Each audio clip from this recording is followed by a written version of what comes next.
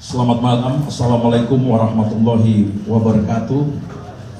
Om Swastiastu, Namo Buddhaya, salam kebajikan, Rahayu Merdeka! Merdeka! Baik rekan-rekan sekalian, saya didampingi oleh teman-teman dari DPP, kemudian Badan Hukum PDI Perjuangan. Malam ini menyampaikan beberapa hal terkait dengan penetapan Sekjen PDI Perjuangan sebagai tersangka oleh PDI Perjuangan, oleh KPK.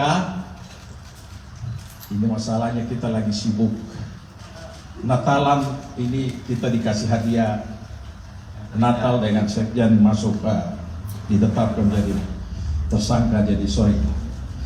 Nah, sebenarnya peristiwa ini mengkonfirmasi apa yang disampaikan oleh Ibu Ketua Umum pada tanggal 12 Desember bahwa partai akan di-out pada rencana kongres nanti. Jadi ini sebenarnya penegasan. Jadi penetapan Sekjen sebagai tersangka hari ini semakin mengukuhkan keyakinan kami orang partai bahwa oh ya ini bagian dari membenarkan apa yang disampaikan oleh Ibu Ketua Umum. Namun demikian, karena ini ada kaitan dengan soal hukum dan ada beberapa poin cukup panjang, nanti diuraikan oleh Saudara Roni Talapesi. Silakan, Bung Roni. Ya. Selamat malam rekan-rekan media yang terhormat, kawan-kawan DPP PDI Perjuangan. Merdeka! Merdeka! Kami akan menyampaikan sikap dari DPP PDI Perjuangan terkait dengan situasi saat ini. Rilis media DPP PDI Perjuangan 24 Desember 2024. Politisasi hukum dan peminadahan yang dipaksakan terhadap Sekjen DPP PDI Perjuangan. 1. Status tersangka ini hanya membuktikan informasi yang beredar lama bahwa Sekjen DPP PDI Perjuangan akan segera dijadikan tersangka. Hal ini juga sudah pernah disampaikan Sekjen DPP PDI Perjuangan dalam podcast Akbar Faisal beberapa waktu yang lalu. Kedua, kalau kita cermati lagi, pemanggilan Sekjen DPP PDI Perjuangan ini dimulai ketika beliau bersuara kritis terkait kontroversi di Mahkamah Konstitusi tahun 2023 akhir. Kemudian sempat terhenti, lalu muncul lagi saat selesai pemilu, hilang lagi. Kami menduga memang kasus ini lebih terlihat seperti teror terhadap Sekjen DPP PDI Perjuangan. Dan keseluruhan proses ini sangat kental aroma politisasi hukum dan kriminalisasi. Beberapa indikasi yang dapat dilihat antara lain: pertama, adanya upaya pembentukan opini publik yang terus-menerus mengangkat isu Harun Masiku, baik melalui aksi-aksi demo di KPK maupun narasi sistematis di media sosial yang patut dicurigai dimobilisasi oleh pihak-pihak tertentu yang berkepentingan. Kedua, adanya upaya pembunuhan karakter terhadap Sekjen DPP PDI Perjuangan melalui framing dan narasi yang menyerang pribadi.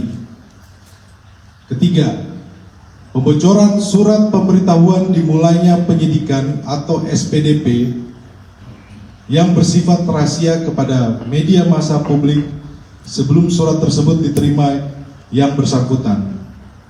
Kami menduga ini adalah upaya cipta kondisi untuk mendapatkan simpati publik.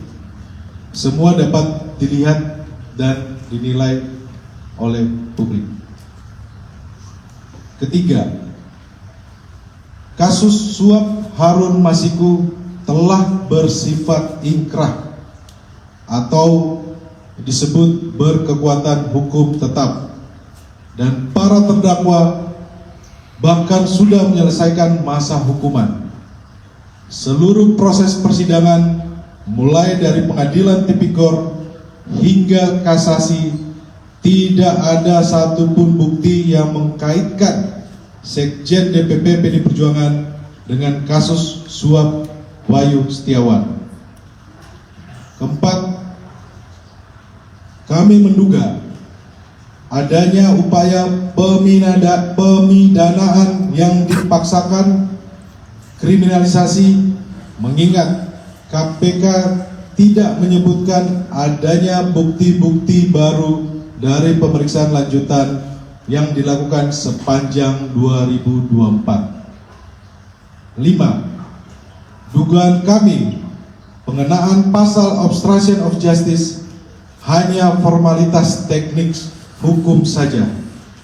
Alasan sesungguhnya dari menjadikan Sekjen DPP PD Perjuangan sebagai tersangka adalah motif politik, terutama karena Sekjen DPP PD Perjuangan tegas menyatakan sikap-sikap politik partai menentang upaya-upaya yang merusak demokrasi, konstitusi, juga terhadap cawe-cawe penyalahgunaan kekuasaan atau abuse of power di penghujung kekuasaan mantan Presiden Joko Widodo.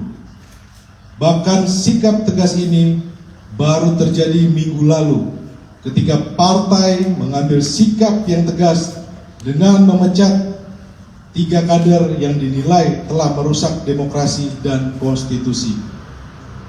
6.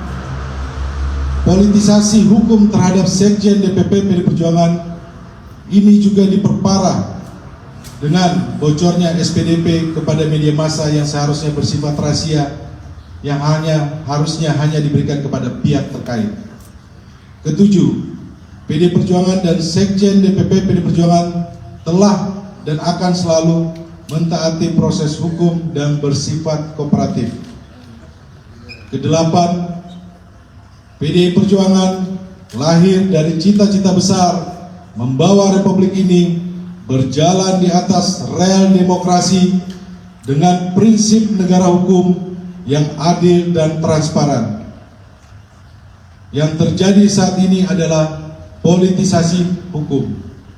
9. Penetapan Sekjen DPP PD Perjuangan ini mengkonfirmasi keterangan Ketua Umum PDI Perjuangan Ibu Megawati Soekarno Putri pada tanggal 12 Desember 2024 bahwa PDI Perjuangan akan diaut-aut atau diacak-acak menjelang Kongres ke-6 PDI Perjuangan. Terima kasih. Terima kasih Bung Roni. Rekan-rekan wartawan, terima kasih banyak. Ini akan berkembang terus, nanti kita akan konfirmasi setiap perkembangan. Selamat malam dan selamat merayakan Natal 2024 dan Tahun Baru 2025. Merdeka! Merdeka! Terima kasih.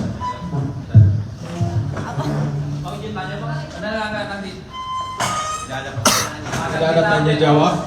Nanti kita akan update terus. Pertanyaan suka di hati habis Natal.